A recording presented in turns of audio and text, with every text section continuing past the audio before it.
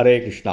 தெய்வ திரு ஆசபக்தி வேதாந்த சுவாமி ஸ்ரீல பிரபுபாதர் விரிவான பொருள் உரைகளுடன் அருளிய ஸ்ரீமத் பாகவதம் காண்டம் 3 பகுதி 1 பராமரிப்பு அத்தியாயம் 6 விஸ்வரூபத்தின் சிருஷ்டி பதம் 3 சோ நிப்ரவிஷ்டோ பகவான் சேஷ்டாரூபேன தம் கணம் பின்னம் சம்யோஜயாம் ஆசசுப்தம் கர்ம பிரபோதயன்.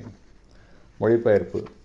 இவ்வாறாக பரமபுருஷர் தமது சக்தியின் மூலமாக மூலப்பொருட்களுக்குள் புகுந்த பொழுது உறங்கி எழுபவன் மீண்டும் தனது செயலில் ஈடுபடுவதைப் போலவே அனைத்து ஜீவராசிகளும் வெவ்வேறு செயல்களை செய்யும்படி உற்சாகப்படுத்தப்பட்டனர். பொருளுரை. அழிவுக்கு பிறகு ஒவ்வொரு தனிப்பட்ட ஆத்மாவும் உணர்வற்ற நிலையில் பகவானின் ஜட சக்தியுடன் அவருக்குள் நுழைகின்றன. இந்த தனிப்பட்ட ஜீவராசிகள் என்றென்றும் பந்தப்பட்ட ஆத்மாக்களாகவே உள்ளன. ஆனால் தங்களை விடுவித்துக் கொள்வதற்கு ஒவ்வொரு பௌதிக சிருஷ்டியிலும் அவர்களுக்கு வாய்ப்பளிக்கப்படுகிறது.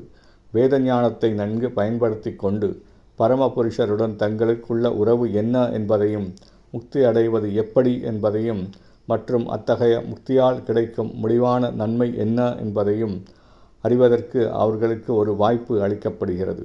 வேதங்களை நன்கு கற்றறிவதன் மூலமாக தமது உண்மையான நிலையை உணர்ந்து பகவானின் உன்னத பக்தி தொண்டில் ஈடுபடுவதால் படிப்படியாக ஆன்மீக உலகிற்கு ஒருவர் உயர்த்தப்படுகிறார். ஜட உலகிலுள்ள ஜீவராசிகள் அவர்களுடைய நிறைவு பெறாத கடந்த கால ஆசைகளுக்கேற்ப வெவ்வேறு செயல்களில் ஈடுபடுகின்றன. ஒரு குறிப்பிட்ட உடல் அழிந்த பிறகு தனிப்பட்ட ஆத்மா அனைத்தையும் மறந்து விடுகிறான். ஆனால் அனைவரது இதயங்களிலும் பரமாத்மாவாக உள்ள பரம கருணாமூர்த்தியான பகவான் அவனை விழிப்படையச் செய்து அவனது கடந்த கால ஆசைகளை பற்றி அவனுக்கு ஞாபகப்படுத்துகிறார். இதற்கேற்ப அடுத்த பிறப்பில் அவன் செயற்பட துவங்குகிறான். நம் கண்களுக்கு புலப்படாத இந்த வழிகாட்டலானது விதி என்றழைக்கப்படுகிறது.